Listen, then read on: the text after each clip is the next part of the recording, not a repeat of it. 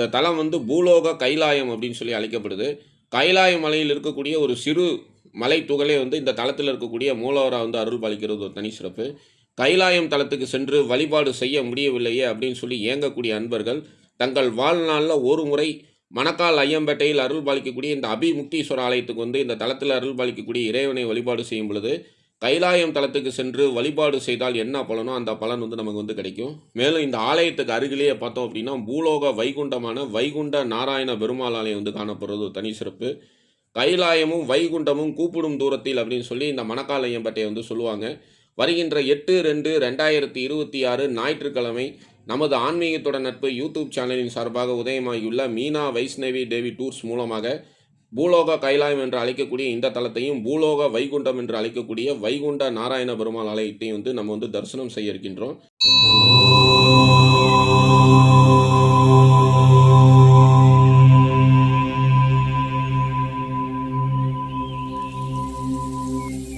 ஆன்மீகத்துடன் நட்பு யூடியூப் சேனலுக்கு உங்கள் அன்போடு வரவேற்கிறோம்.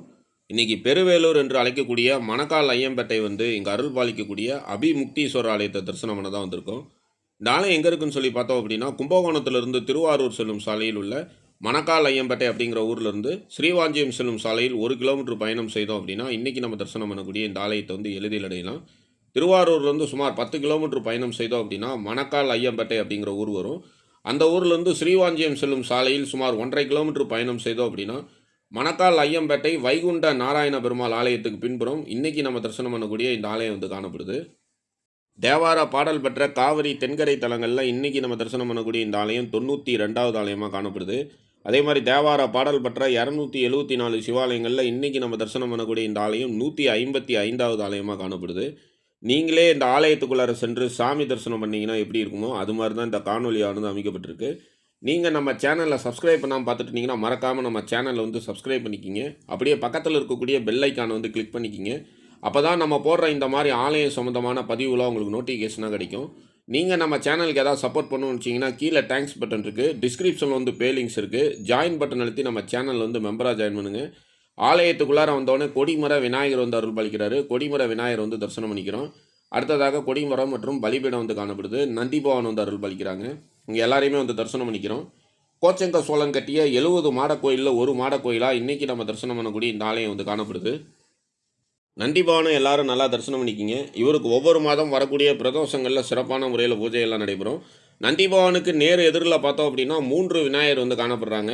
நடுவில் இருக்கக்கூடிய விநாயகர் வந்து ஸ்வேத விநாயகராக, வெள்ளை விநாயகராக வந்து காணப்படுறாரு. எப்படி பூவாலூர் திருமூலநாதர் ஆலயத்தில் வந்து ஸ்வேத விநாயகரை வந்து நம்ம வந்து தரிசனம் பண்ணுமோ, அதே மாதிரி இந்த தலத்தில் பார்த்தோம் அப்படின்னா ஸ்வேத விநாயகர் வந்து காணப்படுறது ஒரு தனி சிறப்பு. இந்த 3 விநாயகரையும் வந்து நம்ம வழிபாடு செய்து இன்றைக்கி நமக்கு இந்த ஆலயத்தில் நல்லபடியாக தரிசனம் அமையணும் அப்படின்னு சொல்லி விநாயகரை வழிபாடு செய்த பிறகு இந்த தலத்துக்குள்ளார சென்று இங்கே அருள் பாலிக்கக்கூடிய அபிமுக்தீஸ்வரரை வந்து தரிசனம் பண்ணிடலாம். இந்த தலம் வந்து பூலோக கைலாயம் அப்படின்னு சொல்லி அழைக்கப்படுது. கைலாய மலையில் இருக்கக்கூடிய ஒரு சிறு மலை துகளே வந்து இந்த தலத்தில் இருக்கக்கூடிய மூலவரா வந்து அருள் பாலிக்கிறது ஒரு தனி சிறப்பு. கைலாயம் தலத்துக்கு சென்று வழிபாடு செய்ய முடியவில்லையே அப்படின்னு சொல்லி ஏங்கக்கூடிய அன்பர்கள், தங்கள் வாழ்நாளில் ஒரு முறை மணக்கால் ஐயம்பேட்டையில் அருள் பாலிக்கக்கூடிய இந்த அபிமுக்தீஸ்வரர் ஆலயத்துக்கு வந்து இந்த தலத்தில் அருள் பாலிக்கக்கூடிய இறைவனை வழிபாடு செய்யும் பொழுது, கைலாயம் தலத்துக்கு சென்று வழிபாடு செய்தால் என்ன பலனோ அந்த பலன் வந்து நமக்கு வந்து கிடைக்கும். மேலும் இந்த ஆலயத்துக்கு அருகிலேயே பார்த்தோம் அப்படின்னா, பூலோக வைகுண்டமான வைகுண்ட நாராயண பெருமாள் ஆலயம் வந்து காணப்படுறது ஒரு தனி சிறப்பு. கைலாயமும் வைகுண்டமும் கூப்பிடும் தூரத்தில் அப்படின்னு சொல்லி இந்த மணக்கால் ஐயம்பேட்டையை வந்து சொல்லுவாங்க. வருகின்ற 8/2/2026 ஞாயிற்றுக்கிழமை நமது ஆன்மீகத்துடன் நட்பு யூடியூப் சேனலின் சார்பாக உதயமாகியுள்ள மீனா வைஷ்ணவி தேவி டூர்ஸ் மூலமாக பூலோக கைலாயம் என்று அழைக்கக்கூடிய இந்த தலத்தையும், பூலோக வைகுண்டம் என்று அழைக்கக்கூடிய வைகுண்ட நாராயண பெருமாள் ஆலயத்தையும் வந்து நம்ம வந்து தரிசனம் செய்ய இருக்கின்றோம்.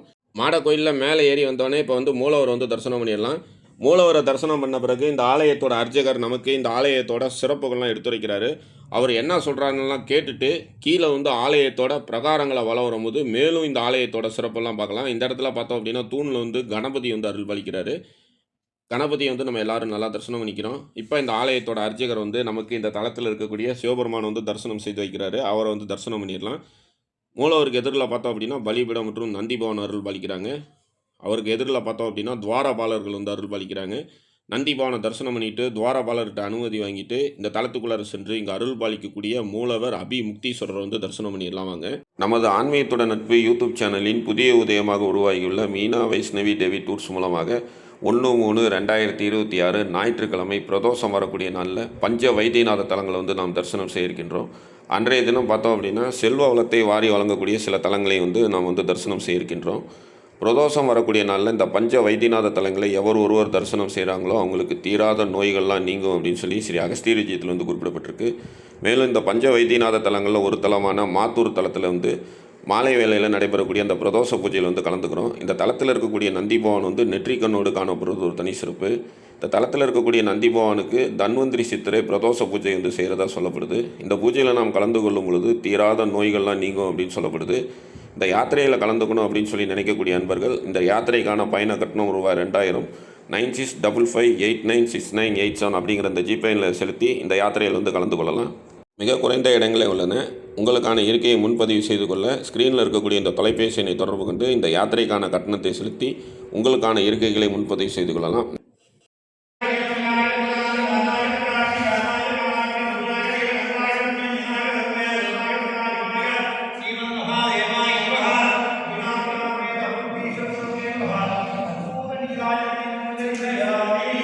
கைலாய மலையிலிருந்து விழுந்த சிறு துகளே இந்த தலத்தில் வந்து மூலவர் அபிமுக்தீஸ்வரராக காணப்படுறாரு. அபிமுக்தீஸ்வரரை இப்போ நம்ம நல்லா தரிசனம் பண்ணியாச்சு. இப்போ இந்த ஆலயத்தோட அர்ச்சகர் நமக்கு இந்த ஆலயத்தோட சிறப்புகள்லாம் எடுத்துரைக்கிறாரு. வாங்க அவர் என்ன சொல்கிறான்னு கேட்கலாம். திருவாரூர் மாவட்டம் மணக்கால் ஐயம்பேட்டை குடவாசல் வட்டம் மணக்கால் ஐயம்பேட்டை கிராமத்தில் இருந்து அருள்பாலித்து வரும் அருள்மிகு அபிநாமிகா சமேத அபிமுக்தீஸ்வர சுவாமி ஆலயம் இங்கே அமையப்பட்டுள்ளது. இது பூலோக கைலாயம் என்று அழைக்கப்படுகிறது. இது யானையாரான மாட கோயில். சுவாமி வந்து சுயம்பலிங்கமாக காட்சியளிக்கிறார். இங்கே வந்து அம்பாள் வந்து அமர்ந்த கோலத்தில் கிழக்கு முகமாக அமர்ந்த கோலத்தில் காட்சியளிக்கிறார். இங்கேதான் லலிதா திசதை அர்ச்சனை தோன்றிய ஸ்தலமாக விளங்குகிறது. இது சரவணாம்பிகைன்னு பின்னாடி ஒரு குளம் இருக்குது. அது நீராடி முருகன் வழிபட்ட ஸ்தலமாகவும் இது விளங்குகிறது. இங்கே அம்பாள் எடுத்த மாதிரி சரஸ்வதீஸ்வரர் சிவன் அருளால் பெறுகிறார். அவர் குழந்தைகள்லாம் பேச்சு வராமல் நல்லா படிப்பு தன்மைக்கு இந்த தேன் வச்சு வழிபட்டு வந்தால் நல்லா குழந்தைகள்லாம் நல்லா படிப்பு தன்மையோட வந்து வளர்றாங்க. இந்த ஸ்தலத்தில் வந்து பெருமாளும் வைகுண்ட நாராயண பெருமாளும் பார்க்கடலை கடைபிடித்து அசுரர்கள் அழைத்து திரும்பி பழைய குணம் முடியாமல் சிவனை வேண்டி இங்கே பின்னாடி சன்னதியில் வைகுண்ட நாராயண சுவாமி பெருமாளும் ஆலயம் அமையப்பட்டுள்ளது. இங்கே சனி பகவான் மங்கள சனியாக அமைந்துள்ளார். ஆயுதம் இல்லாமல் பைரவர் 3 பைரவர் காட்சியளிக்கிறார். இங்கே வந்து குழந்தை இல்லாதவங்க, கல்யாணம் ஆகாதவங்க, சொத்து பிரச்சனை உள்ளவங்க எல்லாம் இந்த ஆலயத்தை வழிபட்டு இப்படின்னா நல்ல ஒரு சுபிட்சமாக இருந்து வராங்க. எல்லாம் பக்கத்தில் வந்தாங்க. இது பாடல்பட்ட ஸ்தலம். அப்பர் சுந்தரரால் பாடல்பட்ட ஸ்தலம். இது யானையாரான மாட கோயில். இங்கே 18 படிகள், 18 குளம், 18 கோயில் அமையப்பட்ட ஊர். இது திருப்பெருவேல் வந்து 100 பேர் உண்டு. 100 பேர் இப்போ வந்து மருவி மணக்கால் ஐயம்பேட்டை என்று அழைத்து வருகிறது. 4 வேதங்களும் இந்த ஊரில் இருந்தவங்களா இருந்து சுவாமியை வழிபட்டுருக்காங்க. சதுர்வேத மண்டலம்னு பழைய பேரில் ஒரு ஊர் சதுர்வேத மண்டலம்னு அழைக்கப்படுகிறது. அதுக்கப்புறம் திருப்பெருவலூர் இப்போ மணக்கால் ஐயம்பேட்டை வழங்கி வருகிறது. இந்த கோயிலுக்கு ஒரு பஸ் ரூட் சொல்லுங்கள். பஸ் ரூட் சொல்லுங்கள். இந்த ஆலயத்துக்கு வர வழி என்ன, திருவாரூர்லேருந்து 9 கிலோமீட்டர் தொலைவில் கும்பகோணம் போகிற சாலையில் மணக்கால் ஐயம்பேட்டைங்கிறது இருக்குது. கும்பகோணத்துலேருந்து வந்தீங்கன்னா 30 கிலோமீட்டர் தொலைவில் திருவாரூர் சாலையில் இதுக்கு சீவாஞ்சேரிக்கும் தெற்கு புறம் ஒரு 5 கிலோமீட்டரில் இந்த ஆலயம் அமைக்கப்பட்டுள்ளது. மணக்கால் ஐயம்பேட்டை.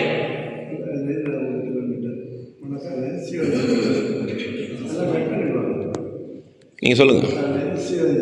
மணக்கால்லேருந்து சீவாஞ்சி போகிற வழியில் மணக்கால்லேருந்து 1 கிலோமீட்டர் தொலைவில் இந்த ஆலயம் அமைக்கப்பட்டுள்ளது. சீவாஞ்சியிலேருந்து 5 கிலோமீட்டர் தொலைவில் வடக்கு தெற்கு புறத்துக்கு இந்த ஆலயம் அமைக்கப்பட்டுள்ளது. ரொம்ப சிறப்பான முறையில் இந்த ஆலயத்தோட அர்ச்சகர் நமக்கு இந்த ஆலயத்தோட சிறப்புகள், வரலாறு, இங்கே வந்து வழிபாடு செய்கிறதுனால என்ன பலன் அப்படிங்கிறதெல்லாம் எடுத்து வச்சார். அது எல்லாத்தையுமே நம்ம நல்லா கேட்டுக்கிட்டோம். இப்போ இந்த ஆலயத்தோட பிரகாரங்களை வளம் வந்துக்கிட்டு மேலும் இந்த ஆலயத்தோட சிறப்புகள்லாம் நம்ம வந்து பார்க்கலாம். சிவகுருமங்கல கந்தரவ இடியாப்ப ஈச சித்தரோட சிஷியரான குருமங்கல கந்தரவ வெங்கட்ராம சாமிகள் அவர்கள் அருளிய ஸ்ரீ அகஸ்தியர் விஜயத்தில் இந்த ஆலயத்தோட சிறப்புகள், வரலாறு, இங்கே வந்து வழிபாடு செய்கிறதுனால என்ன பலன் அப்படிங்கிறதெல்லாம் எடுத்து வச்சிருக்காரு. அது எல்லாத்தையுமே இப்போ நம்ம வந்து பார்க்கலாம். ஒரே ஊரில் பல தெய்வங்களை மூலமூர்த்திகளாக கொண்ட 5க்கும் தொன்மையான ஆலயங்கள் வந்து காணப்பட்டது அப்படின்னா அந்த தலம் வந்து பவித்திர ஸ்தானம் அப்படின்னு சொல்லி அழைக்கப்படும். அதே ஊரில் வந்து 12 ஆலயங்களுக்கு மேல் இருந்தால் அந்த தலமானது புவன பவித்திர ஸ்தானம் அப்படின்னு சொல்லி அழைக்கப்படும். அதே ஊரில் வந்து 18 ஆலயங்களுக்கு மேல் இருந்தது அப்படின்னா மகா பவித்திர ஸ்தானம் அப்படின்னு சொல்லி அழைக்கப்படும். முற்காலத்தில் பெருவேலூர் என்று அழைக்கக்கூடிய இந்த மணக்கால் ஐயம்பட்டையில் வந்து 18க்கும் மேற்பட்ட ஆலயங்கள் வந்து காணப்பட்டது. அதனால தான் இந்த தலம் வந்து மகா பவித்திர ஸ்நானம் அப்படின்னு சொல்லி அழைக்கப்படுது. எப்படி திருநாங்கூர் தலத்தில் வந்து 11 திவ்ய தேசங்கள் வந்து ஒரே ஊருக்கு அருகில் வந்து காணப்படுதோ, அதே மாதிரி ஆதி காலத்தில் வந்து இந்த மணக்கால் ஐயம்பேட்டையை சுற்றிலும் வந்து 18க்கும் மேற்பட்ட ஆலயங்கள் வந்து காணப்பட்டிருக்கு. ஆலயத்தோட பிரகாரங்களை வளரும்போது கட்டுமலை மேல் இருக்கக்கூடிய மூலவரோட விமானத்தை வந்து தரிசனம் பண்ணிக்கிறோம். கைலாய மலையில் இருக்கக்கூடிய சிறு துகளே இந்த ஆலயத்தோட கட்டுமலையாக வந்து காணப்படுறதுனால கைலாயம் மானசரோவர் சென்று அங்கே அருள் பாலிக்கக்கூடிய சிவபெருமானை வழிபாடு செய்தால் என்ன பலனோ அந்த பலன் வந்து கிடைக்கும். இந்த தலத்தை வந்து எவர் ஒருவர் தரிசனம் செய்கிறாங்களோ அவங்களுக்கு வந்து பிறவாத நிலை என்னும் முக்தி வந்து கிடைக்கும். ஆலயத்தோட பிரகாரங்களை வளரும்போது இந்த இடத்துல வந்து தட்சிணாமூர்த்தி வந்து அருள் பாலிக்கிறாரு. அதே மாதிரி எம்பெருமான் நாராயணன் மோகினி அவதாரம் எடுத்து முடித்த பிறகு தனது ரூபத்தை வந்து மறைத்து மீண்டும் வந்து வைகுண்டம் திரும்புவதற்காக இந்த தலம் வந்து இங்கு அருள் பாலிக்கக்கூடிய அபிமுக்தீஸ்வரரை வழிபாடு செய்து இந்த சிவன் கோயிலே பார்த்தோம் அப்படின்னா வைகுண்ட நாராயண பெருமாளாக அமர்ந்த கோலத்தில் வந்து காணப்படுவார். மேலும் முருகபெருமான் வந்து இந்த தலத்தில் வந்து வழிபாடு செய்திருக்காரு. இந்த தலத்தில் வந்து பார்த்தோம் அப்படின்னா சாமி அம்பாள் சன்னதிக்கு இடையில் வந்து முருகபெருமானோட சன்னதி வந்து காணப்படும். மூலவரை வந்து தரிசனம் செய்துட்டு ஆலயத்தோட பிரகாரங்களை வள வரும்போது பார்த்தோம் அப்படின்னா சாமி சன்னதிக்கும் அம்பாள் சன்னதிக்கும் இடையில் வந்து முருகபெருமானோட சன்னதி அமைந்து சோமஸ்கந்தர் சன்னதி அமைப்பில் வந்து இந்த ஆலயம் வந்து காணப்படுறது ஒரு தனி சிறப்பு. அதாவது இந்த ஆலயத்தோட பிரகாரங்களை வள வரும்போது சோமஸ்கந்தரை வந்து வழிபாடு செய்தால் என்ன பலனோ அந்த பலன் வந்து நமக்கு வந்து கிடைக்கும். வந்து விநாயகரை வந்து தரிசனம் செய்துட்டு இந்த ஆலயத்தோட பிரகாரத்தை வந்து வளம் வந்துட்டுருக்கோம். இந்த தலத்தில் அருள் பாலிக்கக்கூடிய மூலவரோட திருநாமம் அபிமுக்தீஸ்வரர் என்றும் பிரியாநாதர் அப்படின்னு சொல்லி அழைக்கப்படுறாரு. இந்த தலத்தில் அருள் பாலிக்கக்கூடிய அம்பாலோட திருநாமம் அபிநாம்பிகை என்றும் ஏலவார் குழலி அப்படின்னு சொல்லி அழைக்கப்படுறாங்க. இந்த ஆலயத்தோட தலவிருட்சமாக வன்னி மரம் வந்து காணப்படுது. இந்த ஆலயத்தோட தீர்த்தமாக முருகபெருமானால் உருவாக்கப்பட்ட சரவண பொய்கை தீர்த்தம் வந்து காணப்படுது. எம்பெருமான் நாராயணன் மோகினி அவதாரம் எடுத்து அந்த அவதாரம் நிறைவு பெறுறதுக்காக வழிபாடு செய்து இந்த தலத்தில் வந்து அமர்ந்த கோலத்திலேயே இருந்துக்கிட்டு இங்கேருந்து வைகுண்டம் வந்து புறப்பட்டு சென்றதாக வந்து சொல்லப்படுது. பூலோக கைலாயமும் பூலோக வைகுண்டமும் வந்து ஒரே ஊரில் வந்து காணப்படுறது ஒரு தனி சிறப்பு. பெருவேலூர் தலத்துக்கு வந்தோம் அப்படின்னா கைலாயம் மற்றும் வைகுண்டத்தோட தரிசனம் வந்து நமக்கு வந்து நிச்சயமாக கிடைக்கும். இந்த இடத்துல பார்த்தோம் அப்படின்னா இந்த ஆலயத்தோட தலவிருட்சமான வன்னிமரம் வந்து காணப்படுது. கங்கை, முருகப்பெருமான், பிருங்கி மகரிஷி, கௌதம மகரிஷி ஆகியோர் இந்த தலத்துக்கு வந்து இங்கே அருள் பாலிக்கக்கூடிய அபிமுக்தீஸ்வரரை வந்து வழிபாடு செய்திருக்காங்க. மேலும் கங்கை வந்து தனக்கு ஏற்பட்ட அந்த பாவங்கள் மற்றும் தோஷங்கள் நீங்கிறதுக்காக இந்த தலத்துக்கு வந்து இங்கே இருக்கக்கூடிய இறைவனை வழிபாடு செய்திருக்காங்க. அதே மாதிரி முருகபெருமானால் உருவாக்கப்பட்ட சரவண பொய்கை தீர்த்தத்தில் கங்கை நதியை நீராடி தனக்கு ஏற்பட்ட பாவத்தை வந்து நிவர்த்தி செய்து கொண்ட தலமாக இந்த ஆலயம் வந்து காணப்படுது. ஆலயத்தோட பிரகாரங்களை வளம் வரும்போது வள்ளி தேவசனாய் சமயத்தராய் முருகபெருமான் வந்து அருள் பாலிக்கிறாங்க. முருகபெருமான் இந்த தலத்துக்கு வந்து தனக்கு ஏற்பட்ட தோஷங்கள் நீங்க வழிபாடு செய்த தலமாக காணப்படுது. வள்ளி தேவசேனா சமேதராக இருக்கக்கூடிய முருகபெருமான் வந்து நம்ம எல்லாரும் நல்லா தரிசனம் பண்ணிக்கிறோம். சிவபெருமான் உரைகின்ற தலங்களுள் முருகபெருமான் பூஜை செய்த தலங்கள் வைத்தீஸ்வரன் கோயில், கீவலூர், பெருவேலூர், திருவிடைக்களி ஆகிய தலங்கள். முருகபெருமான் இத்தலங்களில் வந்து தங்கி இருந்து தனது பெயரால் வந்து தீர்த்தத்தை உண்டாக்கி சிவபெருமானை வந்து வழிபாடு செய்து வேலாயுதம் மற்றும் அருளாயுதம் பெற்ற தலமாக இந்த ஆலயம் வந்து காணப்படுது. மேலும் இந்த தலத்தில் அருள் பாலிக்கக்கூடிய இந்த முருகபெருமானை அருணகிரிநாதர் தனது திருப்புகழில் வந்து பாடியிருக்காரு. பொதுவாக எல்லா சிவாலயங்கள்லையும் பார்த்தோம் அப்படின்னா அம்பாள் வந்து நின்ற கோலத்தில் வந்து காணப்படுவாங்க. ஒரு குறிப்பிட்ட சில தலங்களில் மட்டும் பார்த்தோம் அப்படின்னா அம்பாள் வந்து அமர்ந்த கோலத்தில் வந்து காணப்படுவாங்க. அந்த வகையில் பார்த்தோம் அப்படின்னா திருவாரூரில் இருக்கக்கூடிய கமலாம்பிகை அன்னை வந்து அமர்ந்த கோலத்தில் காணப்படுவாங்க. காஞ்சிபுரத்தில் இருக்கக்கூடிய காமாட்சி அம்மன் வந்து அமர்ந்த கோலத்தில் காணப்படுவாங்க. திருமையச்சூரில் அருள் பாலிக்கக்கூடிய லலிதாம்பிகை அன்னை வந்து அமர்ந்த கோலத்தில் வந்து காணப்படுவாங்க.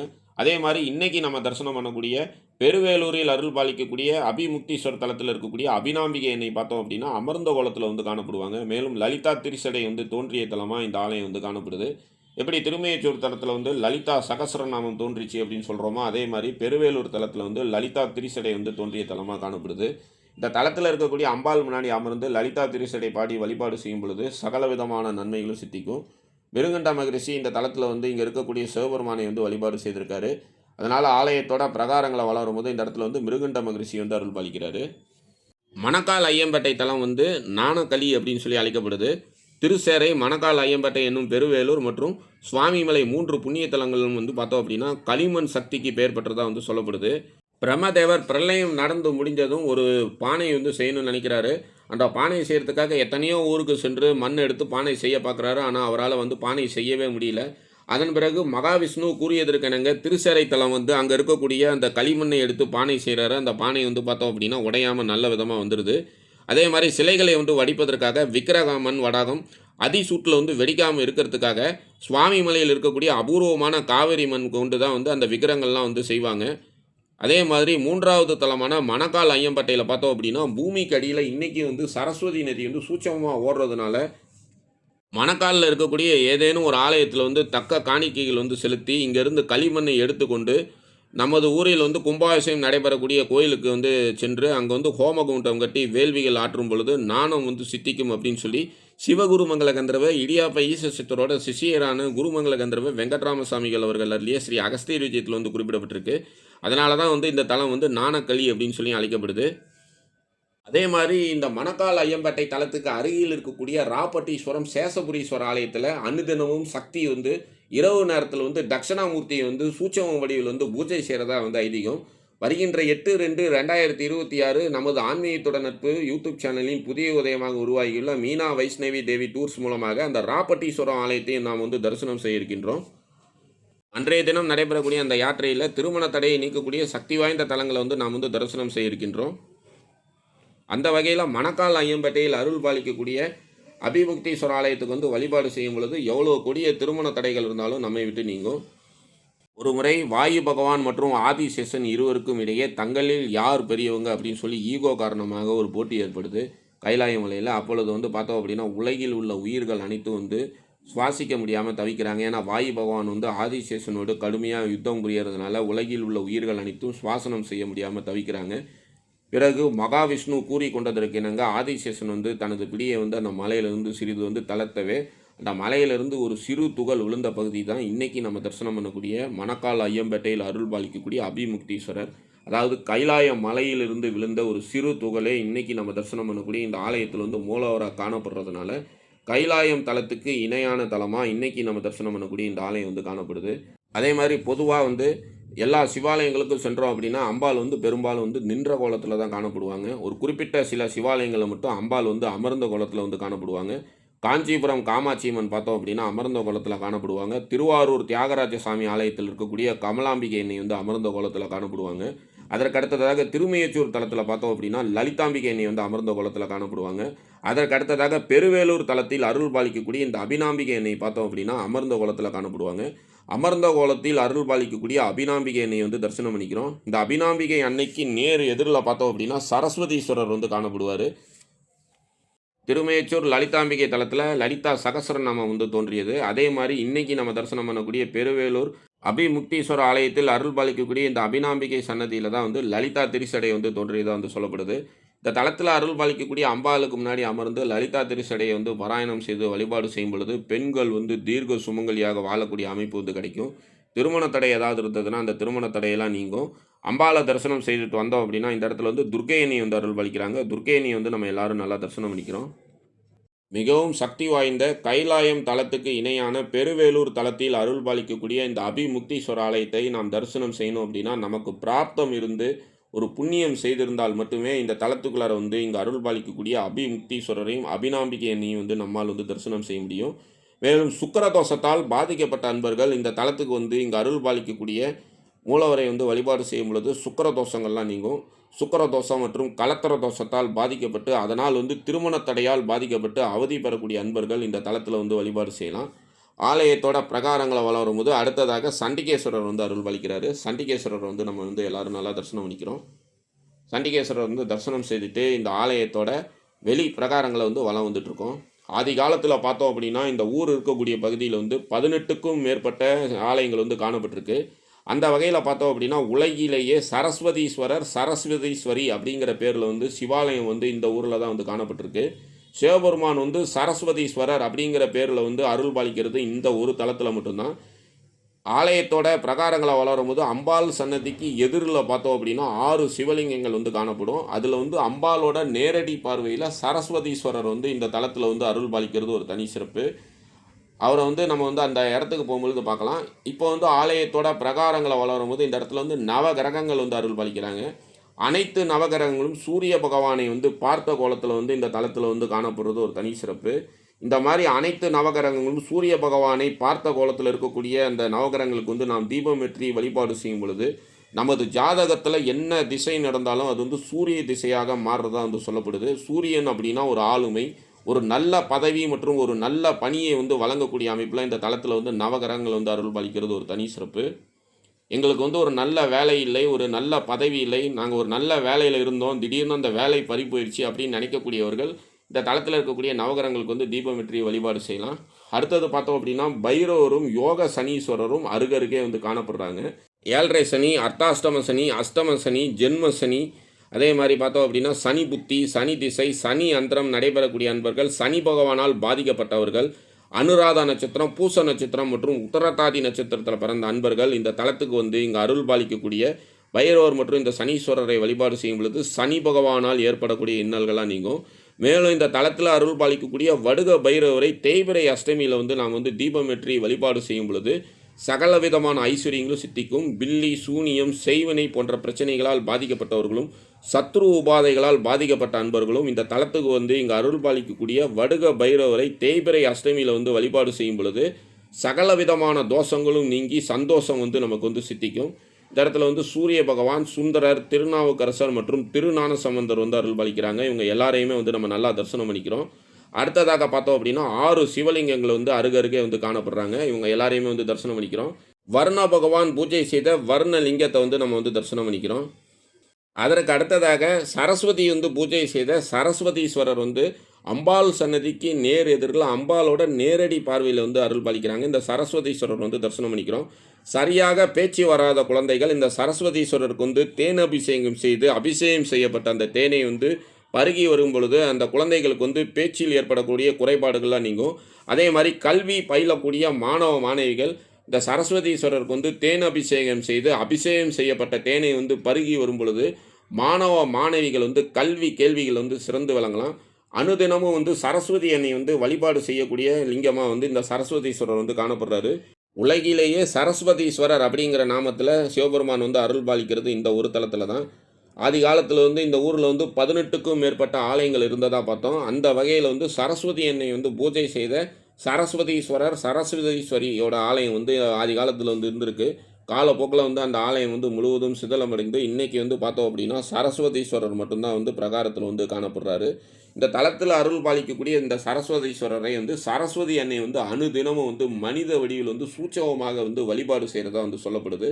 ஆசிரியர் பணி செய்யக்கூடிய அன்பர்களும் கல்வியில் வந்து சிறந்து விளங்கணும் அப்படின்னு சொல்லி நினைக்கக்கூடிய மாணவ மாணவிகளும் தவறாமல் இந்த தலத்துக்கு வந்து இங்கே அருள் பாலிக்கக்கூடிய சரஸ்வதீஸ்வரருக்கு வந்து தேன் அபிஷேகம் செய்து அபிஷேகம் செய்யப்பட்ட தேனை வந்து சிறிது பருகி வரும் பொழுது மாணவ மாணவிகள் கல்வி கேள்விகளில் சிறந்து விளங்கலாம். திக்குவாயால் பாதிக்கப்பட்டவங்களுக்கு வந்து ஒரு நல்ல நிலை கிடைக்கும் அப்படின்னு சொல்லி சிவகுருமங்கல கந்தர்வ இடியாப்ப ஈச சித்தரோட சிஷியரான குருமங்கல கந்தர்வ வெங்கட்ராம சாமிகள் அவர்கள் அருளிய ஸ்ரீ அகஸ்தியர் விஜயத்தில் வந்து குறிப்பிடப்பட்டிருக்கு.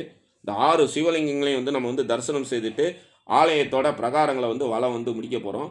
ஆலயத்துக்கு பின்புறம் பார்த்தோம் அப்படின்னா முருகபெருமானால் உருவாக்கப்பட்ட சரவண பொய்கை தீர்த்தம் வந்து காணப்படுது. இதுதான் வந்து முருகபெருமானால் உருவாக்கப்பட்ட சரவண பொய்கை தீர்த்தம்.